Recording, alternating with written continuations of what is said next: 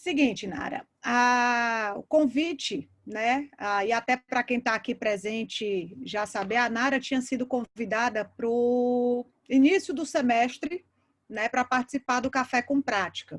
E aí veio a pandemia, aquela suspensão de aulas, toda aquela circunstância, e aconteceu que a Nara a gente teve que desmarcar, porque a gente não sabia como é que iam ser os desdobramentos desse isolamento, que começou com 15 dias e lá se vão 6 meses, onde a felicidade se torna cada vez um pouco mais distante, né?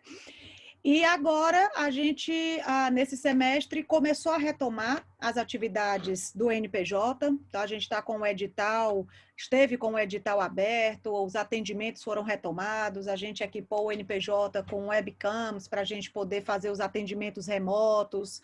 A gente fez parceria, né, para quem não sabe, com uma ONG de imigrantes para fazer atendimento. Então, aos poucos, o NPJ foi voltando a funcionar e a gente decidiu fazer algumas lives lá no Instagram para começar a chamar de novo o nosso alunado, o pessoal, para a retomada dessas atividades. E durante as lives, infelizmente, no Instagram, a gente não tem como fazer certificação, a gente não tem como conferir quem está presente, não tem como fazer uma série de coisas que são necessárias pela instituição para a emissão de certificados de horas de atividades complementares.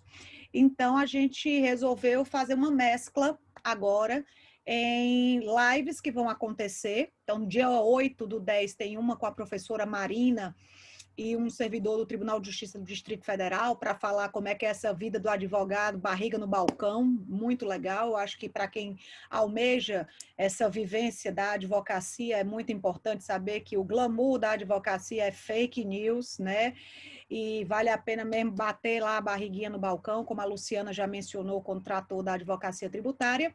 E alguns encontros da gente, a gente está puxando para o Café com Prática agora de forma virtual, seguindo aqueles mesmos parâmetros dos semestres anteriores, né? Grupos fechados de no máximo 15 participantes, para que a gente tenha não apenas uma palestra, mas que a gente tenha a possibilidade de dialogar, de conversar, de interferir na fala, questionar. Aqui está todo mundo para aprender. Tem gente que está soltando fumaça pelo nariz, segura aí as petecas para não fumaçar. Poliana, você mesma, segura o nariz aí para a fumaça não sair do nariz, né? Então, eu acho que é um momento que grupos pequenos nos proporcionam de uma discussão mais efetiva. Tá? Então, a proposta na área dos cafés com práticas é efetivamente esse, um grupo restrito de alunos, para que, à medida em que você ou os nossos convidados possam ir apresentando as temáticas, a gente possa discutir, viver isso na prática, muito mais do que simplesmente ouvir e deixar para questionar isso em outro momento, tá? Então, muito obrigada aos alunos que estão aqui presentes. É muito bom ver que temos um colegiado eclético, né, que não apenas mulheres se interessaram pela temática.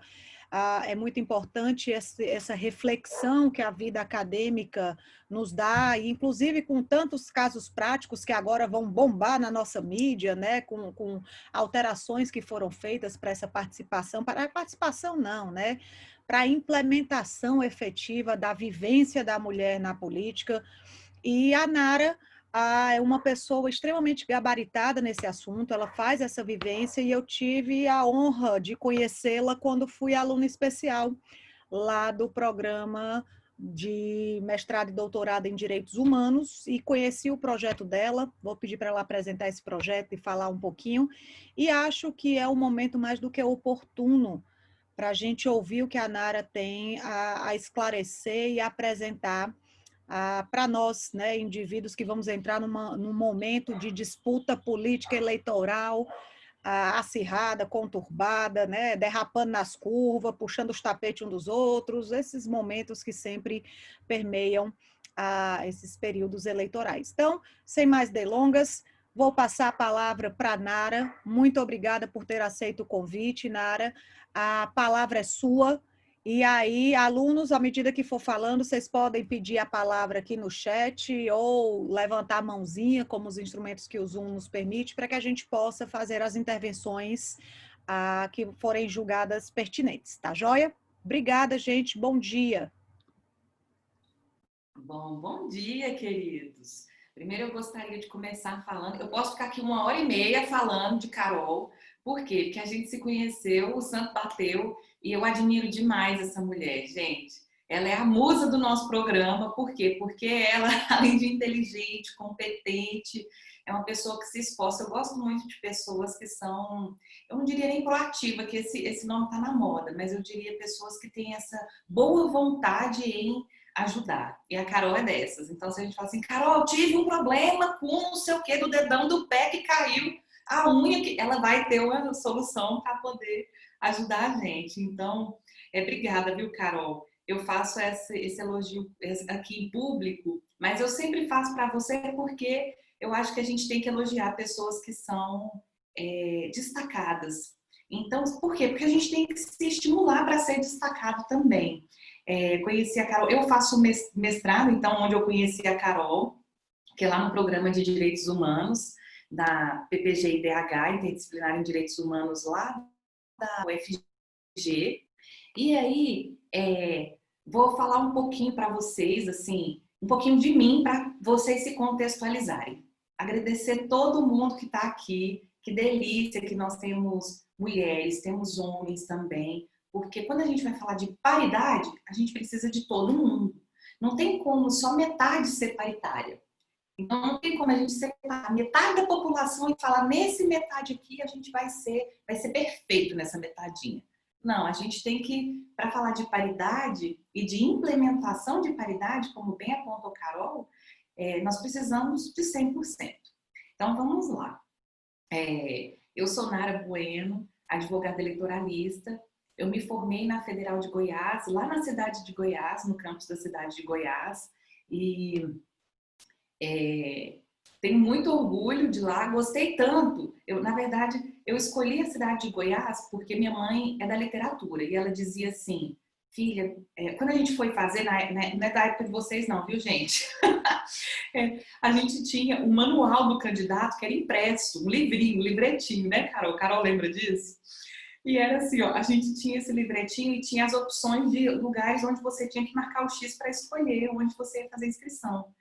E eu morava em Formosa, e aí sou formosense, no Nordeste goiano, e aí lá a gente estudava para a UNB. E minha mãe foi fazer a inscrição comigo para a UFG, que era uma coisa muito longe, distante da minha realidade. E minha mãe falou assim, filha, tem Goiás. Goiás é lindo, Goiás é bucólico, Goiás tem cora coralina, minha mãe é poeta. Falei, então é Goiás, gente. Marquei esse xizinho, fui para Goiás. Passei na UFG, já aqui em Goiânia, na Faculdade de Direito, fiz a minha pós-graduação, que é bem rara, eu tenho muito orgulho dela, que é em Direito e Processo Eleitoral. E agora também na UFG, vocês veem que eu curto a UFG, gente. Também na UFG eu estou cursando mestrado em Direitos Humanos. E aí, esses dias atrás, um amigo meu me perguntou assim, Nara, mas por que mestrado em Direitos Humanos? Você podia ter feito mestrado em qualquer coisa. Aí, isso me encucou, né? Isso me acendeu uma luzinha de alerta. Eu falei, engraçado, por que que... Aí eu falei, mas por quê? Aí ele falou assim, porque direitos humanos só trata de bandido, de direito de presidiário, direitos criminais, não sei o que. Eu falei, nossa, direitos humanos trata de, primeiro, de tudo que é humano. E segundo, se eu estou falando de democracia e de mulher na democracia, tem lugar melhor do que os direitos humanos? Porque aí eu brinquei, tem até um texto, inclusive, da Mary Estelle, que ela diz assim, mulher não é gente? Então, mulher não é humano? Então, se a gente fala de direitos das mulheres, a gente também tem que falar de direitos humanos. E aí, muito bem, comecei essa pesquisa e é disso que eu quero falar aqui com vocês hoje. Sintam-se à vontade para interromper quando quiserem. E o que eu pesquiso, na verdade? Por que eu escolhi os direitos humanos? Porque eu percebi que nós temos, eu percebi assim, eu percebi, não, gente, eu estudei, muita gente percebe, isso é um campo de estudo vasto e amplo que a gente tem que desbravar e explorar, que nos direitos humanos, nós não consideramos as mulheres. Nos direitos humanos, a gente não se importa em implementar a democracia. Então, aliás, ressalva, né? Olha eu falando aqui, depois a gente tira só aquela frasezinha e fala, meu Deus, essa mulher falou isso. Mas é assim, ó, não é que nos direitos humanos a gente só se importa com isso, não. A gente tem que estudar isso nos direitos humanos para que seja implementado na nossa vida comum, no nosso sistema jurídico. Então, por quê? Porque existem várias luzinhas aí de atenção que a gente tem que ficar atento, mas não só ficar atento, que a gente tem que refletir conscientemente. A Djamila Ribeiro, ela faz uma fala sobre a escuta consciente. E eu percebo que falta muita escuta consciente para a gente. O que seria essa escuta ativa, essa escuta consciente? Muitas vezes a gente vive algo na vida cotidiana comum e a gente não percebe que aquilo tem outras implicações que nos precederam e tem outras implicações que virão a partir disso. Então, a gente tem que fazer uma escuta ativa, e não só uma escuta ativa, a gente tem que perceber, tomar consciência. E aí, esses dias atrás, até lá na live do programa, que a gente faz parte, Carol e eu, nós tivemos como convidada a Sônia Guajajara. Não sei se vocês conhecem a Sônia Guajajara, e vou explicar já já onde faz esse link todo, que eu já estou citando, é Sônia Guajajara, que é uma líder indígena. Vamos lá, vou explicar para vocês. A Sônia Guajajara, ela é uma líder indígena, é uma mulher, chefe na cultura dela, e ela disse assim, nessa live lá no nosso programa, depois eu até indico para vocês procurarem aí no YouTube, tem o nosso canal. Ela disse assim que a inclusão de indígenas não traz só benefício para indígena. Eu fiquei pensando, isso me marcou muito. Aí eu falei, mas por quê? Porque a nossa sociedade, então tem muitos raciocínios que eu vou pedir para vocês me acompanharem aqui e que vocês podem substituindo esses raciocínios pelos seus próprios, pelos pessoais de vocês, que por que a gente quer incluir indígena? Vamos partir por essa pergunta. Porque a nossa sociedade tem que ser plural.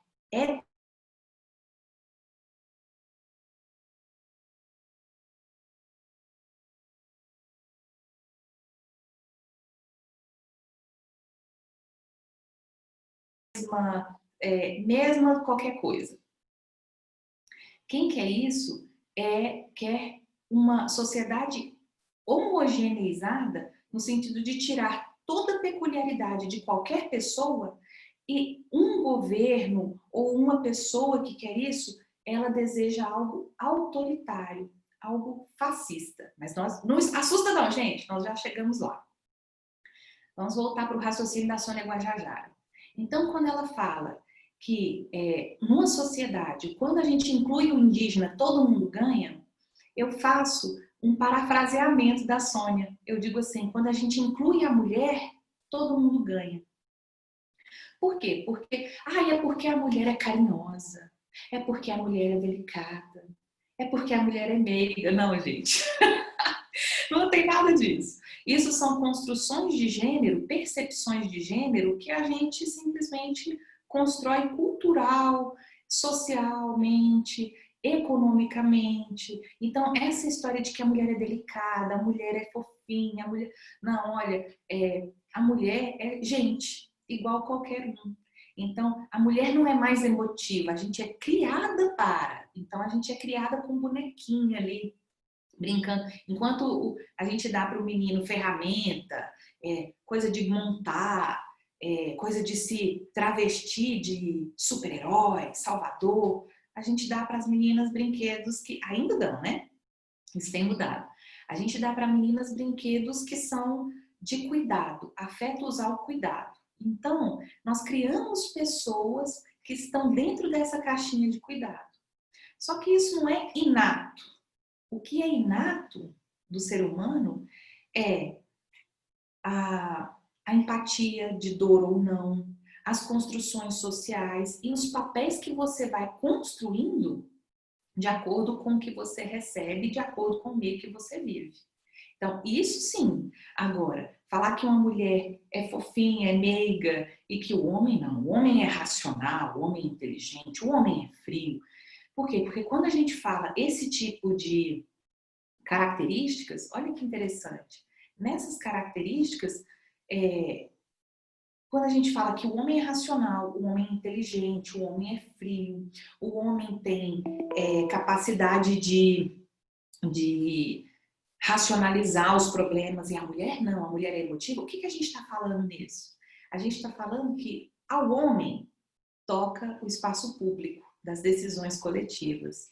À mulher, o espaço interno, doméstico, das decisões privadas. Isso é muito perigoso. Interrompeu um pouquinho, Nara. A Lorena levantou a mão pedindo para falar rapidinho nesse momento aí das construções do público e do privado da mulher aí. Fala, Lorena. Então, Nara, a nossa sociedade ela é preconceituosa, né? Então, assim, nós somos preconceituosos. A menina, a gente já dá a boneca, já ensina o fogãozinho, desde criança ali, já cresce com aquele preconceito, né? E você falando sobre isso me recordou um livro aqui, Pra Sempre Menininha do Papai. Eu não lembro o nome do escritor, mas eu posso te passar. Mas muito bom, é esse preconceito que a gente já cresce a menina daquela forma, o menino daquela forma. E gera uma sociedade preconceituosa. Sim.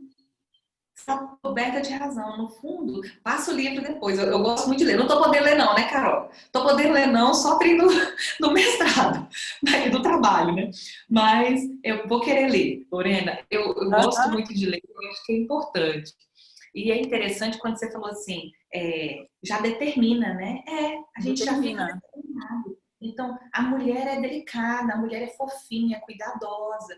Gente, não tem nada disso. Para vocês terem noção, aqui em casa mesmo, na minha família, né? Eu vou pegar pelo meu lado pessoal. Eu fui criada com uma mulher feminista, minha mãe é feminista. E ela diz assim, então lá em casa, não tinha esse negócio de, as meninas, nós somos 3 irmãos e o meu irmão é o mais jovem, é o mais moço. E não tinha esse negócio de falar assim, a Nara tem que fazer a comida, o Reinaldo tem que ir não sei o quê. Não. Tanto é que meu irmão cozinha super bem. O meu esposo, gente, cozinha super bem. Então, esse negócio do cuidado, ele é uma construção coletiva que vai nos... Mas pensa, se a gente tinha, até pouquíssimo tempo atrás, e aí eu vou trazer um dado para vocês, que eu tenho falado isso nas minhas falas, que é o seguinte, só em 71, foi que a lei curricular das bases curriculares do Brasil igualou mulheres e homens. Gente, 70, nós estamos falando da década de 70. Eu sei que para algumas pessoas falam, nossa, eu nem tinha nascido faz muito tempo, mas não faz. Se a gente for olhar assim em relação à história da humanidade, à história do Brasil, gente, só em 1970 uma mulher pôde estudar matemática, física, química, literatura. Antes disso, os nossos currículos, imagina, eu nasci mulher, eu me inscrevo no colégio, o meu irmão que nasceu homem se inscreve no colégio. Então, a Lorena, que nasceu mulher, vai ser da minha sala. O Eduardo vai ser da sala do meu irmão. Na minha sala de aula, nós vamos aprender a cortar, a cozinhar, a nos maquiar, a cuidar dos cabelos, das unhas, do marido, a sentar com a postura de dama, a fazer isso, fazer aquilo, a cuidar de um bebê. E no máximo, lá no final, e quem fala isso é Guacira Lopes Louro, que foi até um livro que a Carol também leu comigo nessa disciplina que ela mencionou.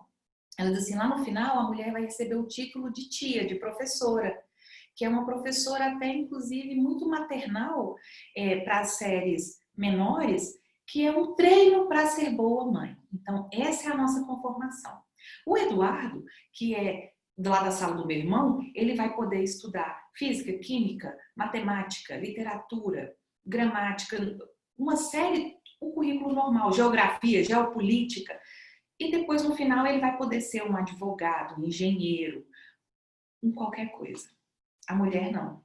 Lá no final, a gente só recebia o título de professora, de magistério, que até antigamente era chamado de magistério, viu, gente? Eu participei da última turma de magistério que foi possível no Brasil, eu fiz. Eu era adolescente e lá em casa era obrigatório ser professor. Então, era assim, você podia ser qualquer coisa. Então, você podia fazer o científico e o magistério, né? Eu fui a última a pegar isso na minha geração. E eu tive que fazer os dois. Então, eu cursava o magistério à noite e o científico de manhã, porque era obrigatório ser professora lá em casa. É uma tradição de família. Mas isso não foi obrigatório só para as mulheres, não. Para os homens também. E aí, quando a gente fala que as mulheres iam ficar a cargo desse cuidado, dessa função doméstica, privada, a gente também polariza e fala que os homens que são racionais e preparados, eles vão tratar das funções públicas, da esfera pública, das decisões coletivas. Dentro dessas decisões coletivas, vão estar todas as decisões de políticas públicas. Aí eu falo com vocês, gente, tem base isso? Então, de 1970 para cá, é que as mulheres puderam compartilhar, estudar do mesmo currículo escolar dos homens. Então, e aí depois a gente fala assim, não, mas a sociedade brasileira é igualitária, está na nossa Constituição, que nós somos iguais, então aqui não tem preconceito, não tem, nós podemos chegar em qualquer lugar e tal, mas espera aí, isso é a letra da lei. Eu não sei se vocês sabem, na Constituição anterior, na primeira Constituição da República de 1891, olha que interessante, lá nós não tínhamos a palavra mulher e não existia proibição, inclusive para o voto. Então, até a gente chama de Constituição de Rui Barbosa, né? Rui Barbosa, e aí eu digo assim, esse velhinho não era assim tão fofinho, não. Por quê? Porque quando ele colocou, é óbvio que a gente tem aí que analisar, não pode ser anacrônico, né? A nossa análise, de tirar ele lá daquela época e botar ele aqui. Mas ele teve o cuidado de não genderizar, né? Não falar em gênero, que o voto exercido pelo homem não tem essa palavra. Ele fala da pessoa, da pessoa. Mas olha que beleza. Se eu não me engano, o termo da Constituição é indivíduo. Indivíduo, você vê. Indivíduo. Indivíduo, quer dizer, não é homem nem mulher, é um indivíduo. E o indivíduo pode ser mulher, né? Porque nós somos indivíduos, não somos? Somos.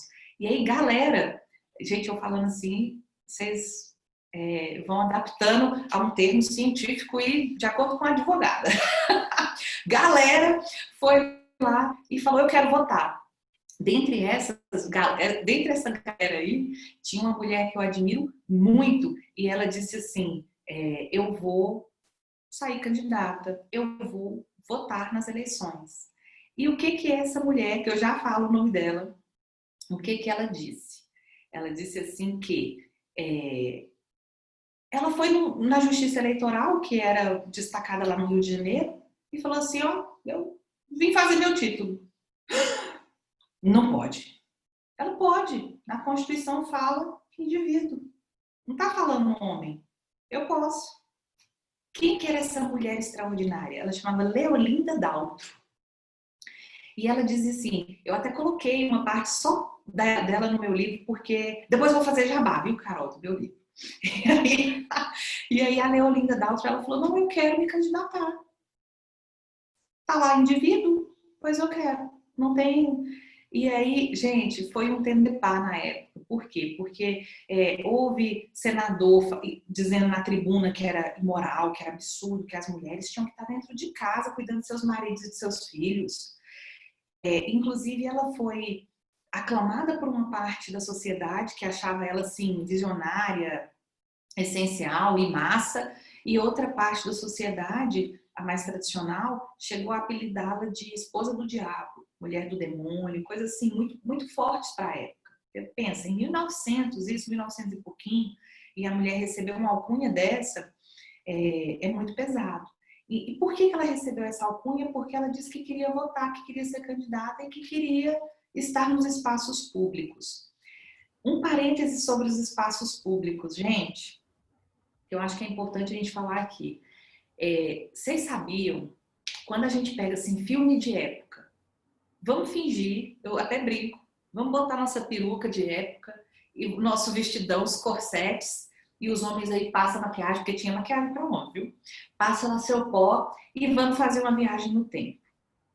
Quando a gente faz essa viagem há 1 século, 2 séculos, 3 séculos atrás, e a gente vai para os espaços públicos, vocês sabiam, ou têm essa consciência, tenham mesmo, de que a mulher era vista como inadequada nos espaços públicos? Então, assim, vou passar aqui na rua, vou sair na rua e vou no mercado. Muito bem. Você só vai sair na rua e for no mercado se você não for moça de família.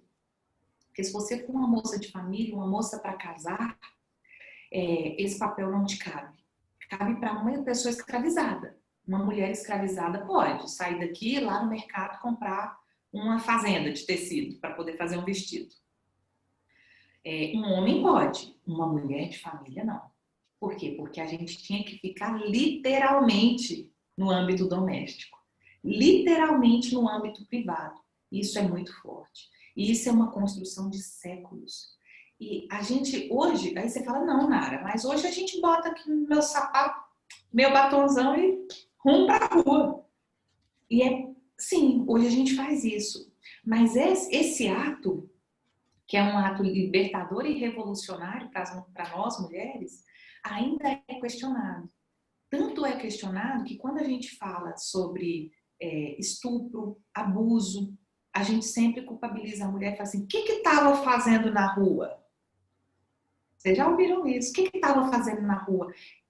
Essa construção, ela vem disso, de que uma mulher de bem não estava na rua. Uma mulher para casar não saía de casa, gente. Tanto ia à igreja, voltava sempre acompanhada.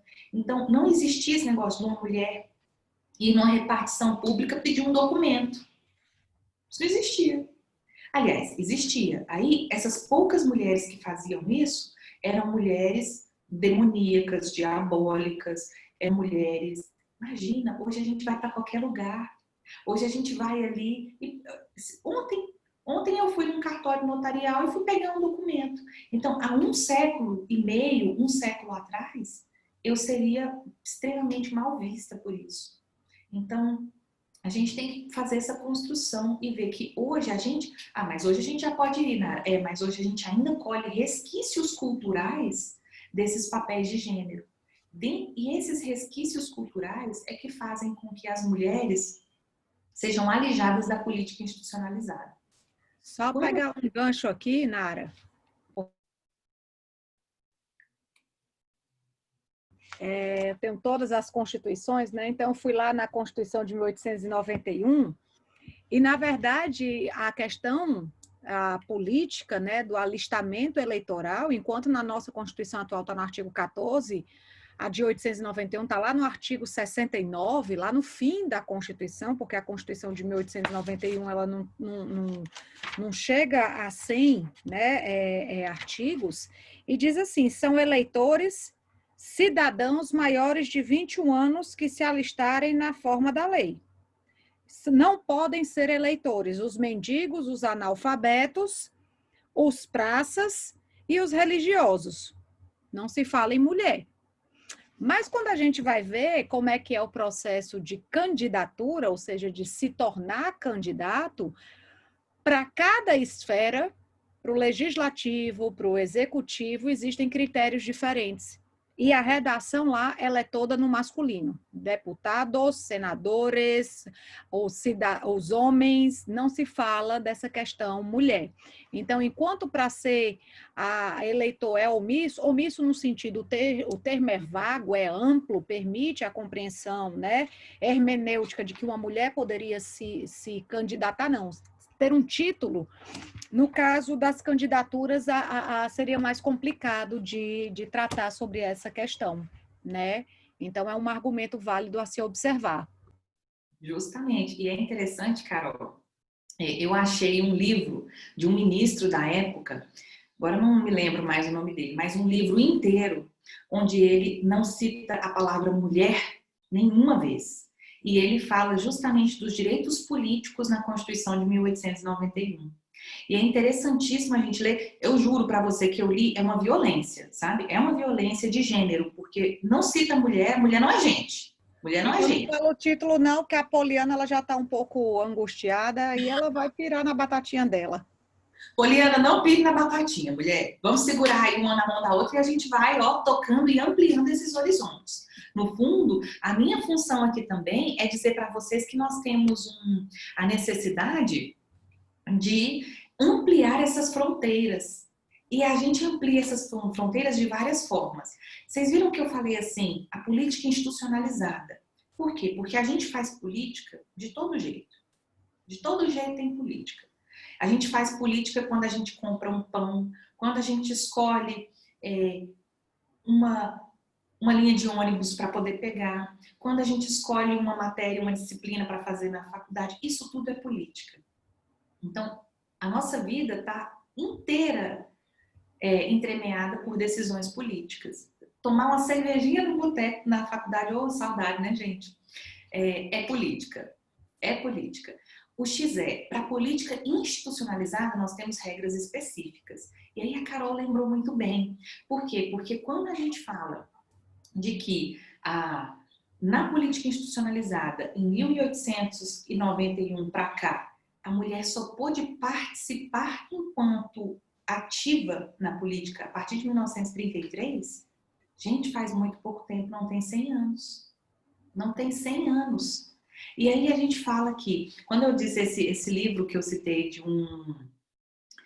um ministro, ele dizia que ele falava sobre o homem, e gente, aí esses dias atrás eu vi na internet, no Instagram, essas bobeiras que a gente quase que um meme falando assim, um homem de verdade não é aquele homem que adora homens, admira homens.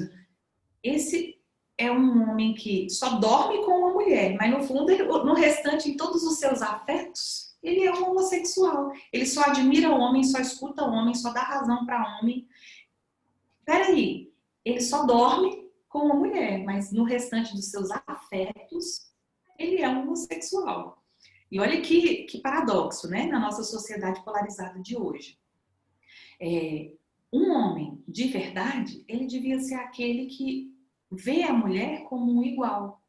Ele escuta a mulher. Então, essa frasezinha de Instagram que eu vi fez muito sentido, porque é justamente esse livro que eu vi quando eu estava fazendo o meu, que era assim, tudo na vida é um homem. Um homem é lindo, um homem é educado, ele é isso, ele é aquilo, e ele é apto à vida pública. E o grande X, e o mais triste, viu, Poliana, é que a gente ainda está colhendo todo esse plantio anterior, toda essa construção que é paulatina, no dia a dia, de pouco a pouco, de que a mulher não é o bastante, de que a mulher não pode participar da política. E aí, quando a gente vê isso, e eu trato disso esses dias atrás, né? Como eu falei para vocês, eu sou eleitoralista. Então, trabalho com direito e processo eleitoral. Esses dias, nessa eleição, eu fui atender um cliente do interior e ele veio até meu escritório e disse assim: olha, doutor, eu fiquei sabendo que você é muito boa, não sei o que, eu fiquei toda, né, envaidecida. E aí ele disse assim, mas olha, eu vou logo te falar que eu não concordo com esse negócio de cota, não. Ah, é cota para preta, é cota para mulher, não tem que ter cota. Cota é assim, isso aí é bobagem. Aí eu respirei, né, com toda a minha elegância profissional e falei, não, fulano, isso aí a gente vai discordar. E com muito cuidado, por quê? Porque ele tinha um caso grave e urgente, então a gente tinha que tratar do caso dele, mas ele queria discutir comigo cota para as mulheres, dizendo que eu defendo cota para as mulheres, que eu tô errada. Aí eu ainda brinquei, falei assim, olha, vamos marcar essa reunião para discutir só esse assunto em outro momento, porque nós precisamos tratar do seu processo para tratar rápido, porque precisava de uma liminar. Mas eu falei para ele, falei assim, a gente não vai concordar nesse assunto. Por quê? Porque as cotas são necessárias, na minha opinião, com uma ação afirmativa de correção de algum erro histórico. E as cotas, as ações afirmativas, elas existem para que sejam pontuais e temporárias. Então, por quê? E por que eu estou falando de ação afirmativa? Gente, essa mulher está fazendo uma salada. Não estou, não. Segura, respirem. Eu estou falando de ações afirmativas porque dentro do eleitoral nós temos a famigerada cota das mulheres, ou chamada cota feminina. Gente, tem que fazer a ressalva. É cota de gênero. A lei fala cota de 30% para o outro sexo. A lei diz assim. A gente fala de cota feminina porque a nossa cultura é tão arraigada de que mulher é exceção, embora nós sejamos aí maioria da população, que já está naturalizado. Inclusive canais oficiais como o TSE, o Senado, a Câmara, a Presidência da República, eles falam em muitas notícias ou em muitos informativos cota das mulheres. Para vocês verem do tanto que está introjetado na gente, enquanto sociedade, que mulher é exceção. E aí eu falo para vocês, como é que funciona essa cota?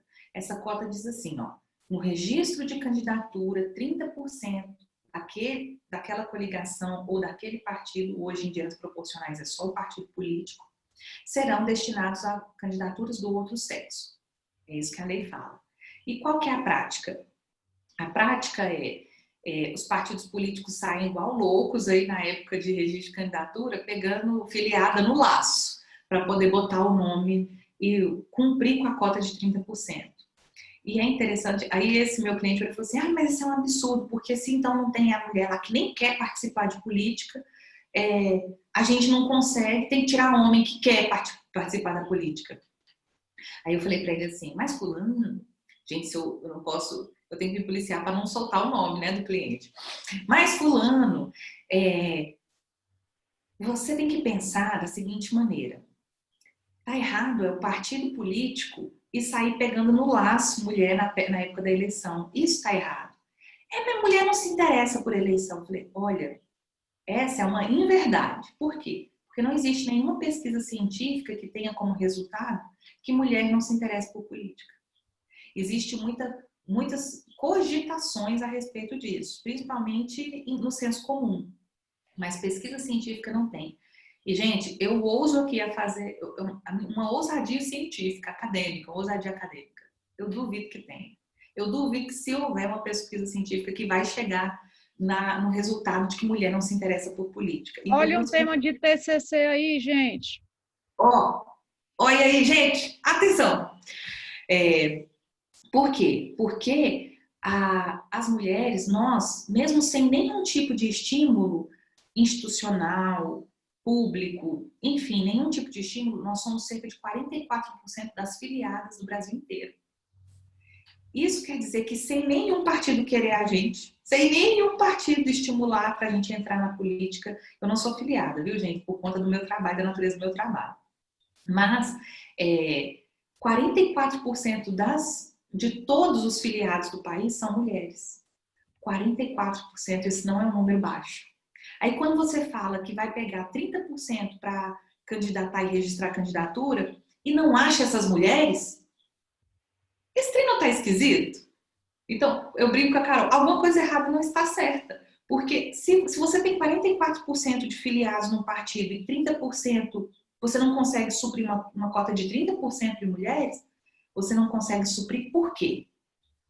Era ainda que a Poliana agora já coçou o nariz, já levantou a mão, já mudou de canto da cadeira. Não, ela está falando. Ela está Poliana, falando que a questão. Segura, Poliana, fala pra gente. A ousadia acadêmica que não tem interesse, eu também concordo. Eu acho que não é por falta de interesse, é por falta de estímulo. E eu falo por mim, se entrar na política, é voadeira em cima de voadeira, porque eu não tenho muito paciência com essas coisas institucionalizadas que já tem, não.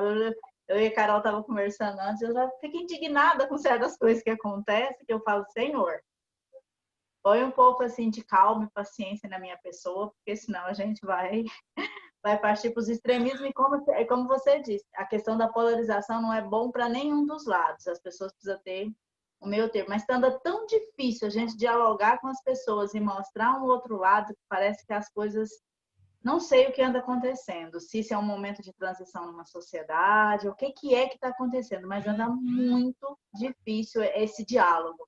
Mas a gente não pode desistir. Mas a questão da mulher na política, eu não acho que é por falta de interesse, não. É por falta de estímulo e por falta de espaço também.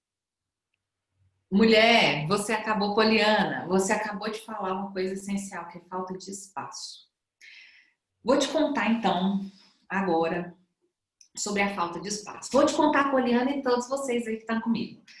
O que a gente fala sobre falta de espaço?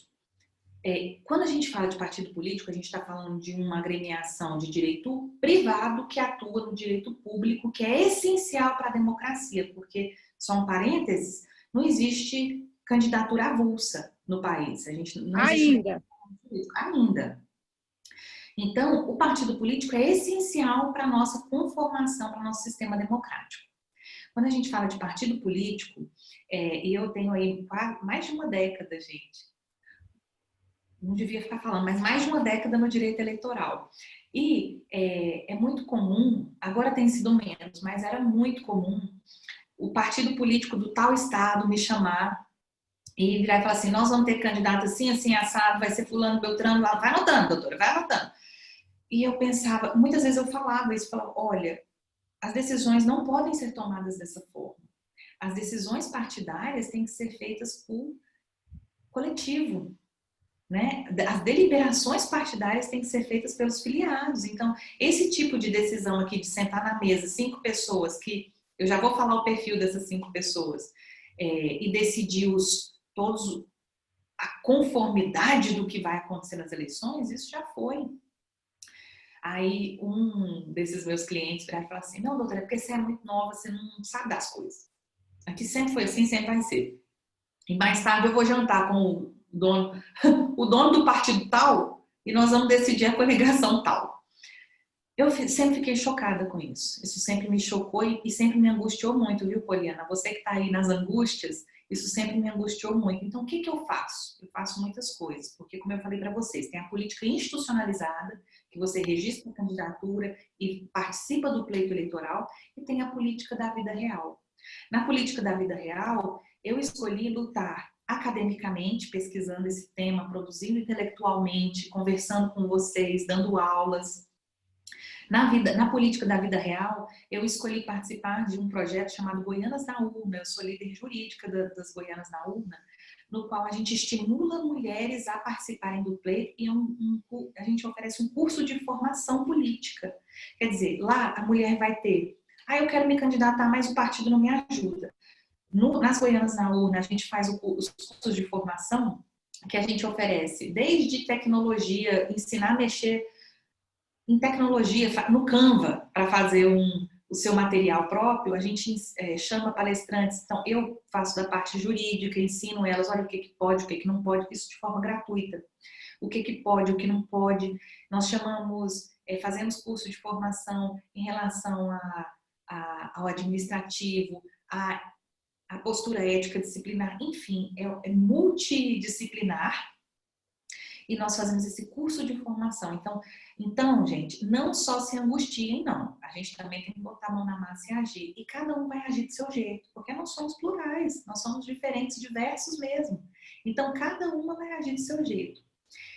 O que é importante nisso? Quando eu falo lá dos partidos políticos terem uma visão, terem perfil, vocês lembram que eu falei isso? Já falo disso, é o perfil. Qual que é esse perfil? É importante que a gente saiba disso. Enquanto a nossa população brasileira, ela é de classe pobre, mulher, mãe solo e negra ou parda, então esse é o perfil. Quando a gente fala assim, vamos peneirar todas as pessoas que existirem no Brasil.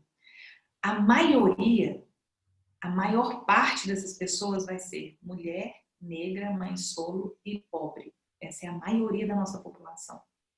Quando você pega os partidos políticos, nos diretórios, nos órgãos executivos, nos órgãos de direção, municipal, estadual e nacional, qual é o perfil? Homem, rico, branco, de meia idade. Uai! Alguma coisa errada não está certa novamente. Se a população brasileira é maioria de mulheres negras ou pardas pobres e jovens, por que nos partidos políticos e na Assembleia Legislativa e nas câmaras municipais e na Câmara dos Deputados e no Senado Federal e nos cargos executivos, por que são homens brancos, ricos e de meia idade? Então, nós temos que discutir isso e ver que essa disparidade não está funcionando, não está correta. Por quê? E aí a Márcia Tiburi, ela diz assim, que tanto o patriarcado quanto o neoliberalismo, o capitalismo e o racismo são sistemas de privilégios. Então, vejam bem, quando a gente fala de patriarcado na política, a gente está falando de um sistema de privilégio, que privilegia quem? Um homem branco, rico, de meia idade. Vocês sabiam que a média do nosso parlamento nacional é de milionário? Milionários. Talvez por que não se aprovem, não se aprove não, né? Não se institucionalize o imposto sobre grandes fortunas, né? Que é aquele imposto que está previsto na Constituição de 88 e até hoje não foi feito, tendo em vista, só um spoiler aqui, né? Que quem apresentou o primeiro projeto de criação do imposto de grandes fortunas foi o então parlamentar Fernando Henrique Cardoso, que quando foi presidente não quis tomar o partido. Isso Mas, cabe privativamente ao presidente, né? Para ele tomar essa iniciativa. Está lá na Constituição, bonitinho, gracinha.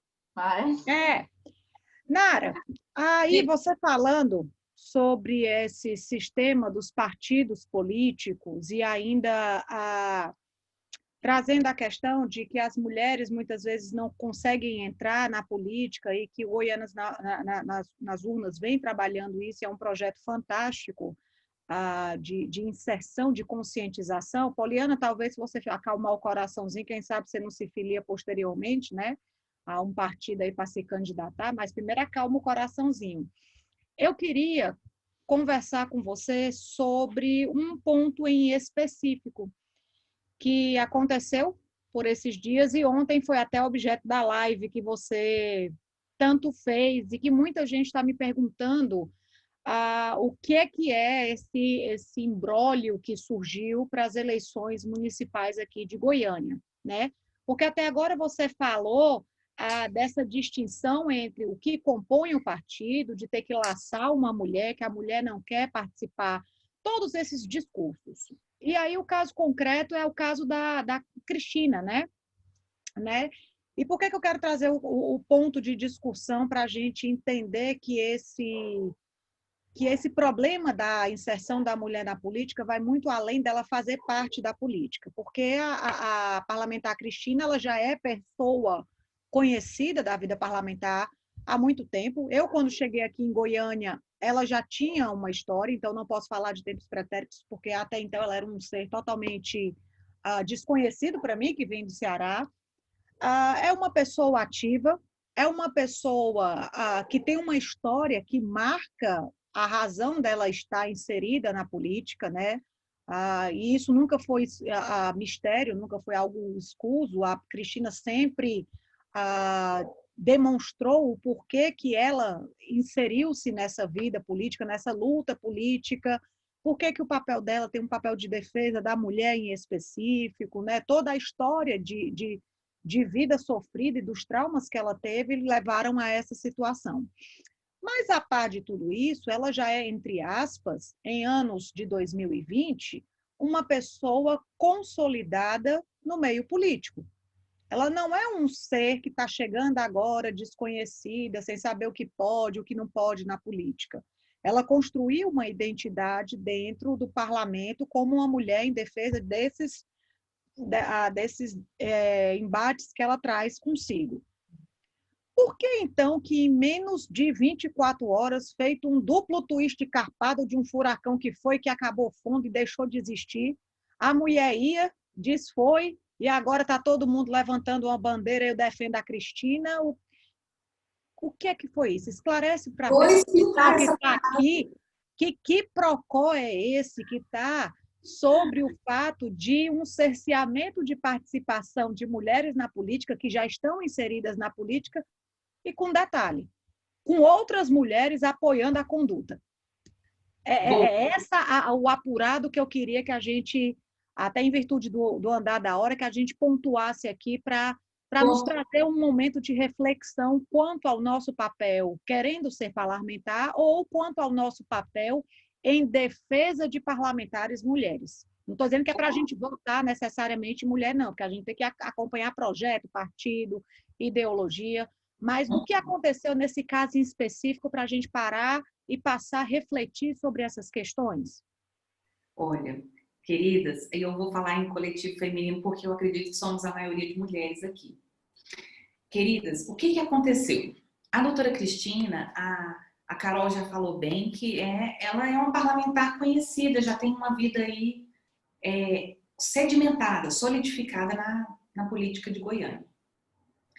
Ela foi chamada para ir para o partido, através da deputada Magda Mufato, sob o argumento de que eu sou uma mulher de palavra. Então, lá no partido, a mulher também tem espaço.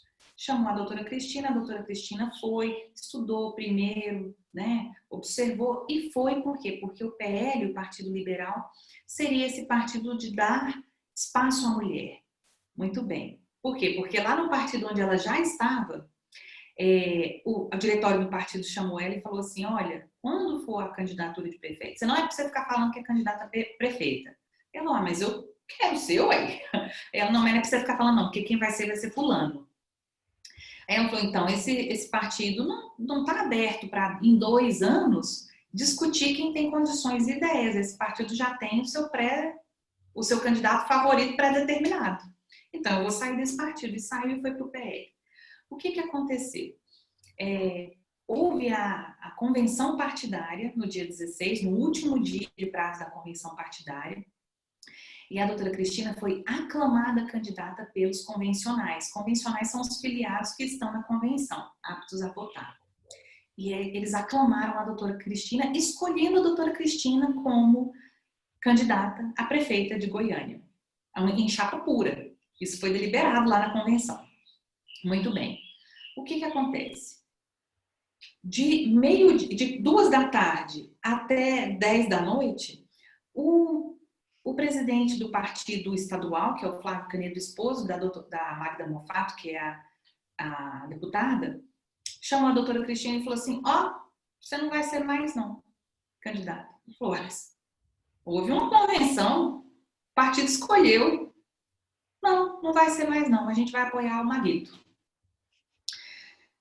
E aí o que aconteceu? A doutora Cristina falou, não é correto, porque peraí, e olha, a gente do direito, ainda temos mais essa noção, que houve um ato jurídico perfeito no tempo, quer dizer, já ocorrido, com todos as suas premissas já satisfeitas, e já ocorreu, já foi escolhida.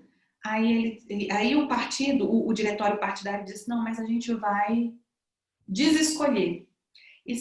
Para desescolher, entraram na Justiça Eleitoral com uma ata fraudulenta, dizendo que na convenção não tinham escolhido a doutora Cristina, que tinha ficado decidido. Agora, nós que somos do direito, gente, agora vamos conversar aqui entre nós, agora o trem ficou bom. Nós que somos do direito, pensa, houve um ato na vida real. Esse ato, ele tem que ser formalizado numa chamada ata de convenção e ser transmitida para a Justiça Eleitoral de uma forma formal. Até ficou feio, é forma formal, mas de uma maneira formal. O ato existido na vida real, ele pode ser dissonante dessa forma? Ele não pode. Então, lá na ata, eles tinham que constar isso tudo, que foi escolhida, não sei o que e tal, mas que o diretório está fazendo isso, está fazendo aquilo, eles até poderiam fazer isso.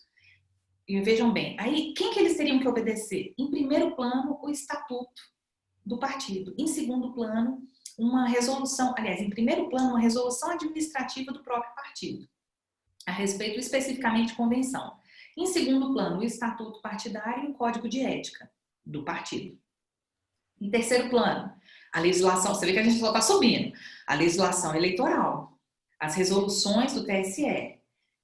Em outro plano, um plano maior, as leis eleitorais, o Código Eleitoral, a Lei das Eleições. Em um outro plano maior, a Constituição da República. Chegamos na dita cuja. Então, o que acontece? Quando os representantes do partido político, que são brancos, homens de meia idade, ricos, lembram que eu falei para vocês? Quando eles decidem, fraudam esse ato jurídico para a Justiça Eleitoral, eles fazem vários... Essa ação tem vários resultados. Um deles é criminal, porque fraude diante de um documento, ainda que público apresentado para uma instituição, ainda que privado apresentado para um poder público, é crime. Repercussões eleitorais, que eles fraudaram um ato de partido, modificando o entendimento deliberado, que é soberano da convenção partidária. Terceiro, civilmente, que eles tiraram a chance de uma pessoa disputar um pleito e ser eleita. Então, Quarto, administrativamente. Quinto, e assim vai. Então, nós temos vários prismas que a gente pode olhar. O X é. Hoje, eu sou advogada da doutora Cristina, com muito orgulho, fiquei muito feliz com esse convite, com essa procura dela. E por quê? Porque é uma causa eu brinquei com ela, não, é muito bom eu trabalhar isso, porque é uma causa da minha vida, parece que é para ser, porque é uma causa que me toca muito, que é retirar a mulher do pleito, não só por alijamento, mas por fraude mesmo. Vai ser no tapetão mesmo, puxando o tapetão, fraudando a ata e vamos no tapetão. E aí eu disse para ela, é fácil a gente resolver isso? Não, não é fácil. E aí vou dar um spoiler para vocês. Enquanto a gente conversa aqui, a minha equipe está entrando agora, nesse exato momento, com um pedido, uma ação judicial na Justiça Eleitoral para discutir a nulidade dessa ata. Por quê? E olha a dificuldade, gente. Por isso que tem que ter mulher na política, né? Porque as leis são feitas, às vezes, de uma forma muito cuidadosa para estabelecer e manter o status quo. E qual que é o status quo, Cocô? O status quo é aquele patriarcal de alijamento da mulher. Então, nas leis eleitorais de hoje, não existe essa previsão de o que vai ser feito se alguém fraudar a ata. Olha só, não existe essa previsão. Então, nós temos aí... Existência literal de uma lacuna, então? Não é bem uma lacuna, sabe, Carol? Ou pode ser chamado, sim, de uma lacuna. Por quê? Porque... digamos lá, quando a gente vai mexer em outras áreas que são mais comuns, entre aspas, assim, porque o eleitoral realmente é específico, né? Quando a gente vai mexer em outras áreas, a gente vê que existe já, no cível, por exemplo, existe já uma previsão legislativa muito grande de possibilidades do que pode ser feito. Quando tem tal coisa, tem uma consequência. Se foi feita outra, tem outra consequência. Processualmente falando, nós temos muitas ferramentas. Por quê? Porque, então digamos lá, numa ação... Ai, gente, qualquer ação que vocês pensarem aí, como chama? Alimentos. De ação de alimentos. Nós temos lá as ferramentas específicas. O pedido, como é feito, o recurso, como é feito, como a gente pode brigar, né, com as decisões feitas no processo. Enfim, existe uma ritualística própria. Lá na Justiça Eleitoral, nós não temos essa ritualística por falta de previsão mesmo. Então, a Carol tá certa, é uma lacuna mesmo. Porque eu não gosto muito, sabe, Carol, dessa história de lei tem lacuna. Mas nesse caso, nós temos mesmo. Porque eu pauto pelo conceito de uma lacuna é aquilo que não foi cogitado numa esfera normativa e que ainda assim é muito difícil se utilizar de uma analogia ou de uma equidade, porque não existe o fato pretérito que tenha gerado uma decisão antes. Justamente. Então, eu concebo a lacuna como efetivamente uma ausência de aplicabilidade, quer seja pela via legislativa, por não ter a lei, quer seja por uma analogia judicial ou uma aplicação por equidade judicial, porque se teve um caso e se decidiu dessa forma. Então, assim, é como se a gente usasse ridiculamente a expressão americana, mas que a gente não tem outra, né? O leading case. O caso dela vai virar o caso concreto de análise de uma possibilidade de fraude de ata de convenção partidária. Sim, Carol, e você está tão certa, porque olha só, então o que a gente tem? Falando especificamente, eu vou falar bem rapidinho, porque eu sei que é um trem muito técnico, que talvez vocês não queiram se atentar para esses fatos, mas rapidinho nós temos algumas medidas, algumas ferramentas eleitorais. Por exemplo, o partido político ele entra com um demonstrativo de irregularidade de atos partidários, chamado DRAP. Esse demonstrativo nós podemos impugnar, mas nessa impugnação de DRAP, o resultado dessa ação, tecnicamente falando, e nós somos do direito, nós temos que ter nos atentarmos às técnicas, o resultado do DRAP não é a anulação da ata. É isso então, que eu queria te perguntar. Então, assim, no frigir dos ovos que a gente está batendo aqui, corre o risco da Cristina ficar de fora. Efetivamente, corre o risco. Dela ter sido aclamada pela convenção, dela ter sido noticiada como a pré-candidata, como a candidata, na verdade, né? Como a escolha partidária, e depois de tudo isso, pode ser que ela ganhe e não leve. Pode ser. Por quê? Porque nós nem... Tem base isso? Então, o que a gente precisa? A gente precisa mudar a lei. A gente precisa colocar mais mulheres nos diretórios partidários. Vocês lembram que eu falei sobre isso lá no comecinho? E vou fazer um outro parênteses aqui, que é o O duro é seguinte. quando tem uma mulher no diretório que é, né, não ajuda. Aí A própria Magda participou fisicamente da É isso que convenção. é por isso que ela está fumaçando desde ontem. Fumaça mesmo, Poliana. Vamos fumaçar juntas, mulher. Porque, olha só, em março desse ano, em maio desse ano, foi um dos últimos atos da ministra Rosa Weber como presidente do TSE, do Tribunal Superior Eleitoral. Existia uma consulta perguntando se esse valor de 30% de mulheres também teria que ser aplicado para os diretórios, para os órgãos de direção dos partidos, municipal, estadual e nacional. E a Rosa Weber, ela fez uma fala que me impactou muito, eu até falei na live, que ela disse que é um paradoxo o partido político ser um meio, um instrumento para se implementar a democracia no país e dentro dele não ter democracia. Então, isso é um paradoxo inaceitável. E lá, ela fala com as palavras delas bem bonitinhas. E depois eu posso até deixar para vocês essa reportagem do próprio TSE. E foi decidido que, a partir das próximas eleições, os diretórios e os órgãos partidários terão que ter 30% de mulheres em sua composição. Isso já é um avanço. Eu queria muito que tivesse hoje. Por quê? Porque se tivéssemos hoje, primeiro que, por exemplo, no PL especificamente, que é o caso da doutora Cristina, no órgão de provisório municipal, todos são homens, todos. O presidente, vice-presidente, secretário-geral, fulano de tal, ciclano de tal, todo mundo homem. No órgão estadual, nós temos só uma mulher, que é a própria Magda Mufato, a deputada, que ajudou a dar esse golpe, essa fraude com a doutora Cristina. Um outro parêntese que eu vou fazer rapidamente.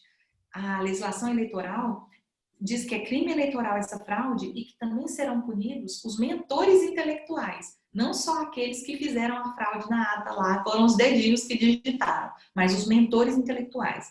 Por que eu estou dizendo isso? Porque a gente tem que se atentar aqui que um diretório municipal, um secretário de uma convenção, vai por si só ir lá e fraudar uma ata? Não. Isso tem que ter alguém com a mentoria intelectual. E quem que faz essas mentorias intelectuais? Não é uma pessoa comum do partido, um filiado qualquer. Isso são líderes partidários. Então, a gente tem que ir atrás desses líderes que fizeram essa mentoria intelectual, dessa barbárie. Isso é barbárie. E aí, mas a Carol falou assim, então tem a chance de ser escolhida, ter uma boa campanha, ter propostas, ter uma base, um capital eleitoral muito grande e ficar de fora? Tem a chance.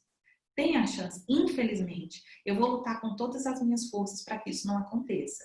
Eu falo assim de uma forma muito pessimista, para que a gente tenha ciência, né? Para que a gente passe a ter consciência que, apesar de existirem regras, existem fatos que, dentro do prazo e dentro das situações, vão fazer com que ela possa ter reconhecido que foi um ato fraudulento, pode-se ter o reconhecimento de que se teve toda uma questão mentora, né, de burlar tudo isso, se condenar os mentores, se condenar quem digitou, e ainda assim ela não conseguir ser candidata, ela não conseguir ser prefeita.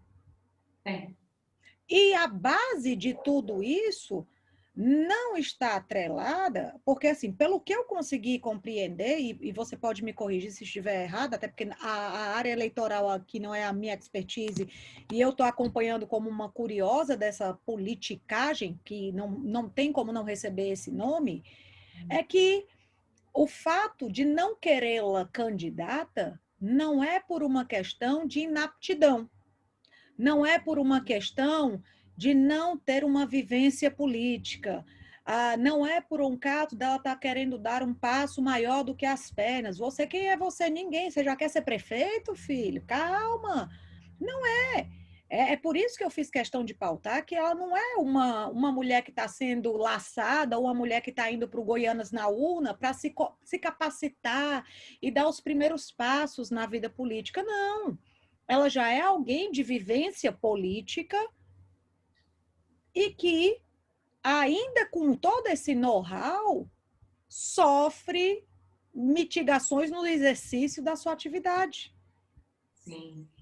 E olha que, Carol, você está tão certa. E quando a gente fala assim de patriarcado, eu citei Márcia Tiburi dizendo sobre o sistema de privilégios, né? Então, a Márcia Tiburi fala isso, que o patriarcado, o racismo, o capitalismo são sistemas de privilégios.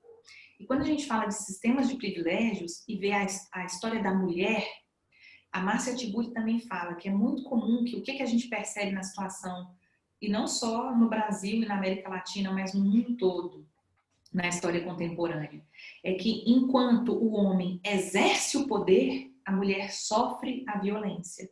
Então nós estamos em lugares diferentes aí. O homem exercendo o poder e a mulher sofrendo a violência. É justamente o caso da doutora Cristina, onde ela, e a gente vai falar, gente, mas que loucura, a mulher é destacada, ela teve quase 30 mil votos aqui em Goiânia na candidatura de deputada, não foi eleita por uma situação de legenda, que é outro assunto que a gente pode marcar depois para conversar, mas por conta de situação de legenda ela não foi eleita. Porque se fosse por uma questão de sistema majoritário, ela tinha quórum de voto suficiente. Aí a questão de deputado está naquelas cotas das proporcionalidades e legendas da vida. Sim, e é interessante aqui, só um outro parênteses que eu preciso dizer da nossa Assembleia Legislativa, de 41 membros, nós temos só 2 mulheres. Duas mulheres.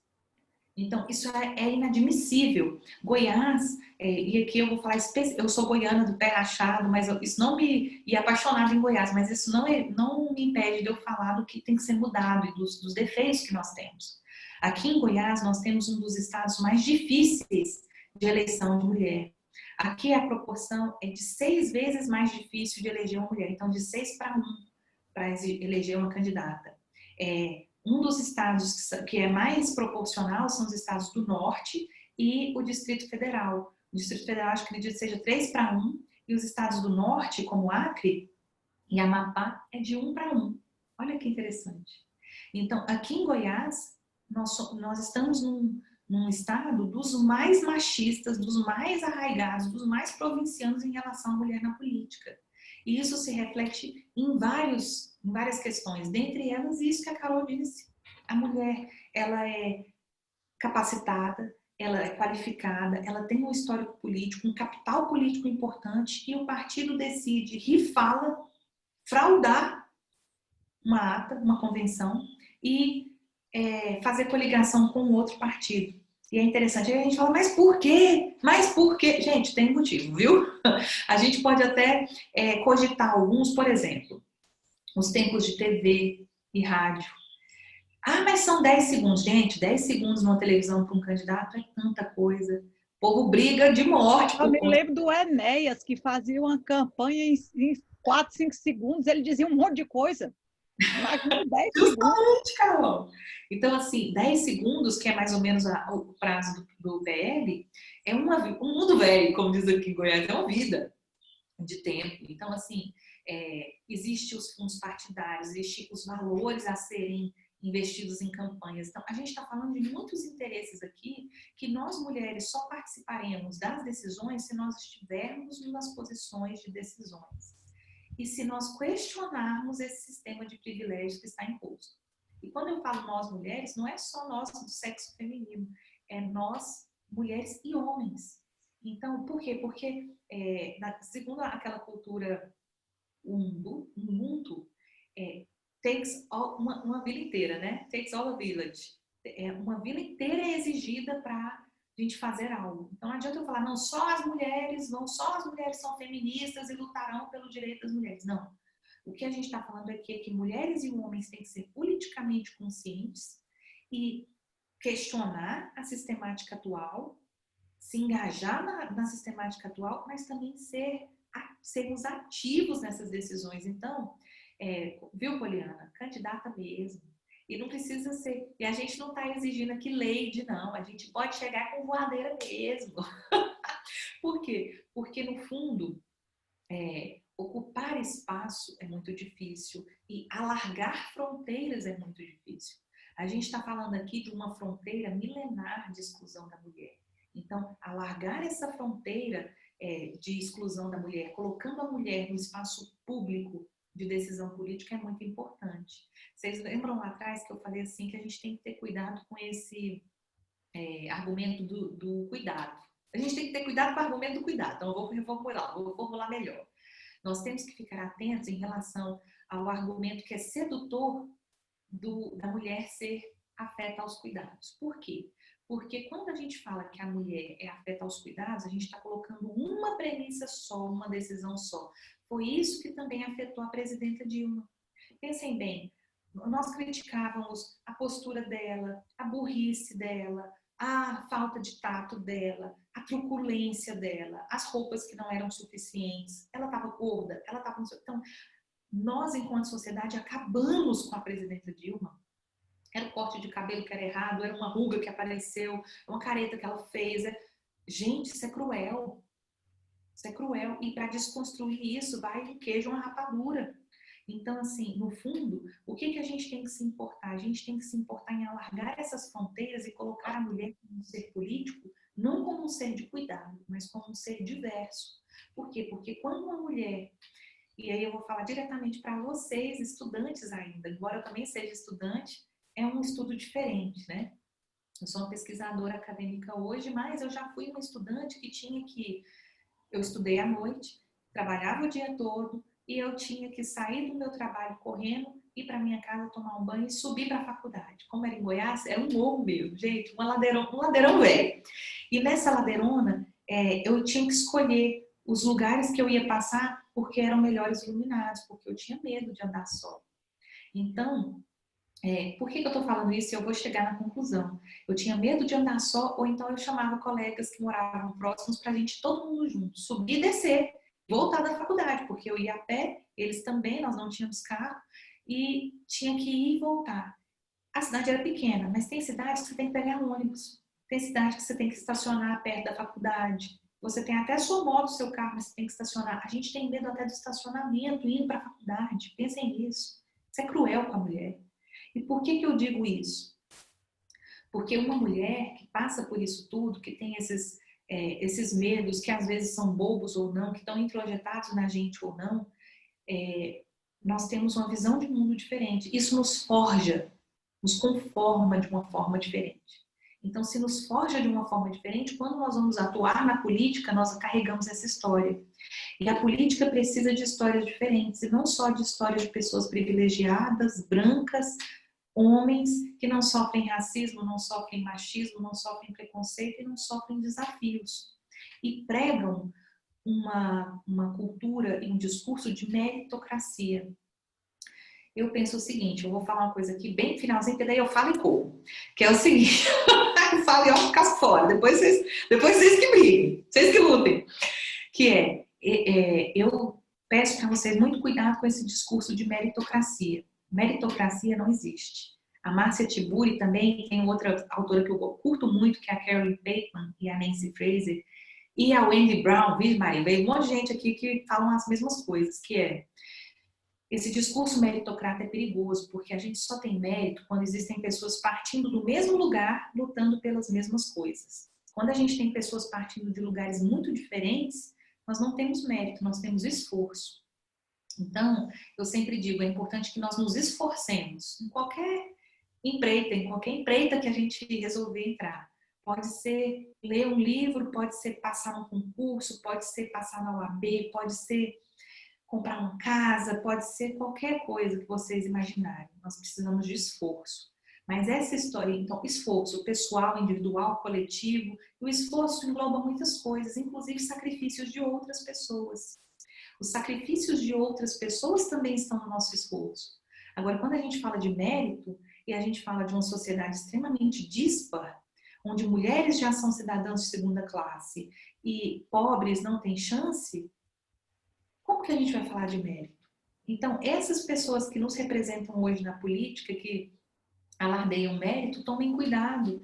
Esse é um discurso muito sedutor que, no fundo, apenas servem para nos oprimir.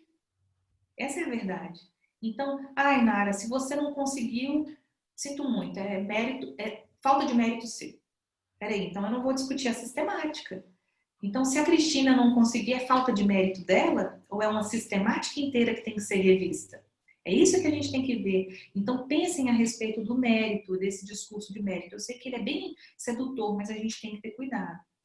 E outro ponto, que é o último para eu fechar, não sei se já está acabando o tempo, Carol, está acabando. A gente tem que romper as barreiras invisíveis. Vocês viram que eu falei muito de fronteiras. Essas fronteiras significam... Em inglês tem uma expressão, eu sou igual a Carol, não gosto muito das expressões em inglês, não, mas algumas a gente tem que usar porque são marcos, inclusive teóricos. Dentre essas expressões existe o glass ceiling, que é o teto de vidro. Em português, ela foi traduzida como barreira invisível, que é o quê? Ela pode não ser vista, mas ela está ali e ela te impede de crescer. É como se tivesse um pavimento, né? 2 andares, ou 3, ou 4, ou 1000. E na escada, para o homem, a escada está livre. Ele pode subir de um pavimento a outro pavimento através da escada. Com a mulher, é como se tivesse uma barreira de vidro ali. Quase não dá para ver, mas impede que a mulher suba. E essas barreiras de vidro, dentro do sistema eleitoral, elas são várias. Pode ser o partido político, pode ser a falta de acesso, pode ser o excesso de trabalho, de rotinas que a mulher tem, então o excesso de papéis que a gente carrega, primeira, segunda, terceira e quarta jornada que nós fazemos. Então, tudo isso são barreiras invisíveis. E aí tem um livrinho que a gente também leu lá naquela disciplina, Carol, que é o Feminismo para os 99%, que é da Nancy Fraser, uma indiana, que eu não sei falar o nome. Depois a Carol vai indicar para vocês, ou eu posso mandar para vocês também, que diz assim, nós temos que ter cuidado quando a gente rompe essa barreira invisível, esse glass ceiling, porque quem que vai limpar os cacos? No feminismo liberal, e olha, isso é importante que a gente pense, que nós voltamos àquela estaca onde a gente escraviza pessoas negras. Então, eu sou uma mulher branca e trabalho fora, eu sou uma advogadona e faço e aconteço, muito bem, mas quem limpa a minha casa, quem limpa a minha privada é uma mulher negra. É legal que tem um documentário, uma série toda linda, que retrata em alguns episódios essa questão, né, de se propagar uma feminista e muitas vezes é difícil lidar com outras esferas. Mas Nara, eu entendo que isso tudo é um processo. Eu acho que ninguém se torna feminista da noite para o dia, ninguém não é feminista ao acaso. Então, assim, são processos que vão se construindo, né? É preciso dar passos. E esses passos vão nos levando a reflexões, e essas reflexões nos vão levando a indignações, e essas indignações podem nos levar a muitos lugares. E eu queria deixar assim, não é o fato de ter alguém ajudando a gente em casa, Não. é ter o fato da gente não reconhecer o esforço de quem está lá nos ajudando em casa. Porque se quebrar o caco de vida e todo mundo juntar o caco, não interessa onde se está. Se interessa como se faz, tá? Então, é só para ter uma intenção, uma coisa que não é antifeminista, você ter alguém que lhe ajude em casa, não. É você ter o reconhecimento do esforço e da desigualdade que ainda reside entre os fatos de duas mulheres. E aí, para uma outra temática, Nara, a gente discute sobre o tal do lugar de fala, né? É muito legal dizer, eu sou feminista também, eu também, mas o meu lugar de fala nem sempre é o lugar de fala da grande maioria das mulheres que precisam ter uma voz, né? Que precisam ter um espaço, um lugar para se falar, né? Então, assim, em virtude do nosso tempo, Nara, eu vou ter que caminhar para o nosso encerramento, tá? Muitíssimo obrigada pelas palavras, pela conversa, pelos esclarecimentos. Eu acho que hoje, então, talvez todos nós aqui entendamos melhor o que é que está acontecendo no caso da Cristina, que não é apenas tirar de candidatura, é toda uma fraude que envolve a própria legislação eleitoral, os próprios preceitos de convenção, de estatuto, de código de ética, e que muitas vezes a mídia só vai enfocar aquilo que é mais interessante, mas que agora a gente consegue entender algumas nuances, né? E é como eu disse, não é que eu queria, não é que é para votar em mulher. Não, existem mulheres que também não estão aptas a exercer um espaço. Por quê? Porque não tem preparo, não tem esse estudo e é natural, né? Então, não é obrigatório se votar só em mulher, mas é preciso reconhecer que há necessidade de abrir espaço para isso, para que a gente tenha acesso a essas mulheres que tenham interesse, que gostem da política e que queiram participar ativamente da política, quer seja candidatando-se ou quer seja defendendo direitos, né? Defendendo os acessos.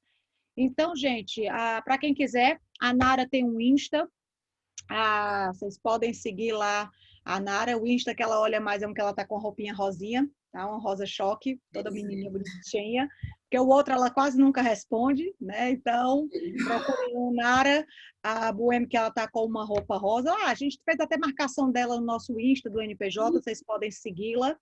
A Nara tem o Goiânia nas Urnas, também tem página do Instagram.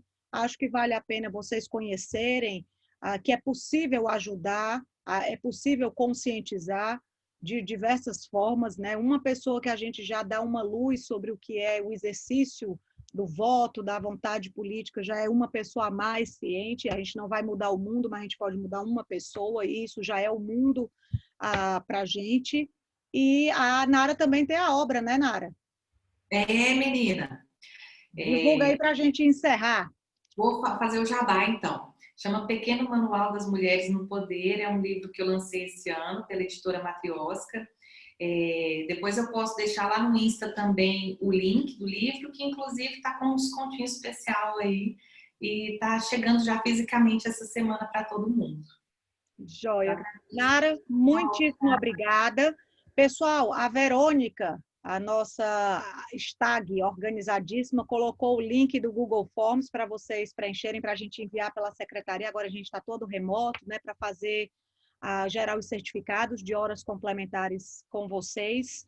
Agradeço imensamente, tá? Se vocês ainda tiverem alguma dúvida, quiserem mencionar alguma coisa, que não aqui, mas nos privados, a gente está aqui para discutir. Espero que tenha agregado algum despertar reflexivo, tá? Não vamos mudar nada 100%, mas refletir é necessário. E acompanhem lá o NPJ, que a gente vai postando as outras lives e as outras conferências virtuais para a gente incrementar as atividades que a gente retomou. Tá bom, gente? Beijo grande, obrigada, Nara. Obrigada, obrigada, foi ótimo. Agradecimento para você e para a Verônica, e dizer para todas aqui, todas e todos aqui, parabéns. Parabéns por estarem estudando, se esforçando aí nesse momento de pandemia. Quem puder, fique em casa, mantenha-se seguro. E, Carol, beijão, gratidão sempre, viu, minha amiga? Um beijo. Tchau, gente. Tchau, gente. Bom dia, bom almoço para vocês. Nara, parabéns, viu? Agregou muito a sua palestra. Parabéns, Carol. Até mais. Beijo, lindas. Até mais.